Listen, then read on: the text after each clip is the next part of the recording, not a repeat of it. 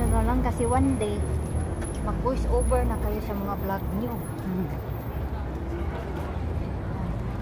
Tapos madami nang mag-inquire sa'yo. Wala, paano ka nakapunta doon? Magtihinti ka lang. Tagal ko doon sa ano. Tagal.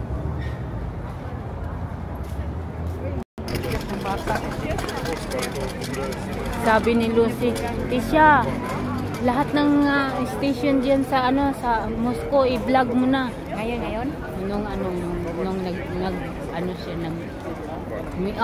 nag-message siya. Kasi nga siguro na-realize na niya mas maganda dito. Oo, ma-miss niya dito. Na-miss niya, lagi siya nag-share ng ano. Mas maganda pa rin daw dito. Puntahin ko na dito. Kasi mas dito man ang safe ba di? Yung videohan mo na ba di? Videohan ko na habang sisitahin tayo. Habang malayo pa. Habang lalapit. Dapat sabihin ko, say hi to my vlog. Hindi, dapat sabihin, can I interview you, sir? How much money do you want to earn in every Filipina? Astang po nga. Dokumento.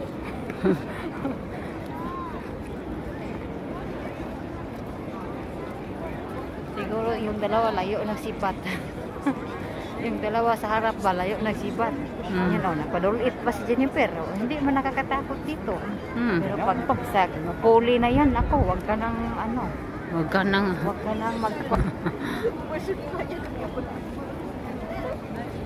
oh, ayan sila. Sige nga. Yung mga parak ito, hindi bang mukhang pira.